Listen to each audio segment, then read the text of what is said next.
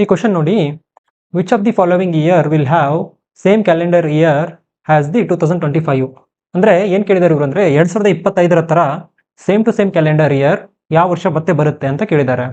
So same year calendar ಅಂದರೆ ಏನು ಅಂತಂದರೆ 2025 ಕ್ಯಾಲೆಂಡರ್ಲಿ ಏನಿರುತ್ತಲ್ಲ, ಸೇಮು ಡೇಟು, ಮಂತು ಮತ್ತು ಡೇ ಎಲ್ಲಾನು ಸೇಮ್ ಟು ಸೇಮ್ ಇರಬೇಕು. ಅದನ್ನು ನಾವು ಸೇಮ್ ಕ್ಯಾಲೆಂಡರ್ ಇಯರ್ ಅಂತ ಕರಿತೀವಿ. ಸೊ ಇದನ್ನು 1 ನಿಮಿಷದಲ್ಲಿ ಸಾಲ್ವ್ ಮಾಡೋಣ. ಯಾವ ಇಯರ್ ಕೊಟ್ಟಿದ್ದಾರೆ? 2025, 2025 ಅಂತ ಕೊಟ್ಟಿದ್ದಾರೆ. 2025 ನಾವು 4ರಿಂದ ಡಿವೈಡ್ ಮಾಡಬೇಕು, ಆಯ್ತಾ? 4 1 4 5 4 1 4 6 24. ಸೊ 1 ಉಳಿಯುತ್ತೆ, ರಿಮೈಂಡರು ಶೇಷ ಎಷ್ಟು ಉಳಿಯುತ್ತೆ? 1. ಸೊ ಇದು ನಮ್ಗೆ ಇಂಪಾರ್ಟೆಂಟು. ಇಲ್ಲಿ ಸಿಂಪಲ್ ಕಾನ್ಸೆಪ್ಟ್ ಇರೋದೇನಪ್ಪ ಅಂತಂದರೆ, ಜಸ್ಟ್ ನೆನ್ಪಿಟ್ಕೋಬೇಕು ನೀವು. 1 2 3 0.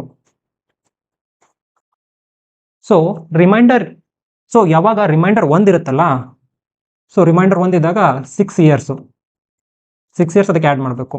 ರಿಮೈಂಡರು 2 ಮತ್ತು 3 ಇದ್ದಾಗ 11 ಇಯರ್ಸ್ ಆ್ಯಡ್ ಮಾಡಬೇಕು.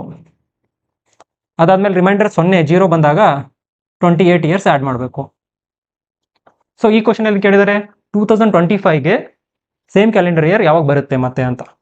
ಇಲ್ಲಿ ಎಷ್ಟು ಉಳಿತು ರಿಮೈಂಡರ್ ನಮಗೆ? 2025ನ 4ರಿಂದ ಡಿವೈಡ್ ಮಾಡಿದ್ರೆ 1 ಅಂತಂದರೆ ಎಷ್ಟು ಇಯರ್ ಆ್ಯಡ್ ಮಾಡಬೇಕು? 6 ಇಯರ್ಸ್. 2025ಗೆ 6 ಇಯರ್ಸ್ ಆ್ಯಡ್ ಮಾಡಿದ್ರೆ 2031, 2031. So correct answer is 2031. 2031ರಲ್ಲಿ same to same calendar year ಬರುತ್ತೆ. ಸೊ ಇದೇ ಥರ ನೀವು 2026ರ 2026ನ ಸೇಮ್ ಕ್ಯಾಲೆಂಡರ್ ಇಯರ್ ಯಾವಾಗ ಬರುತ್ತೆ ಅಂತ ಆನ್ಸರ್ ಮಾಡಿ.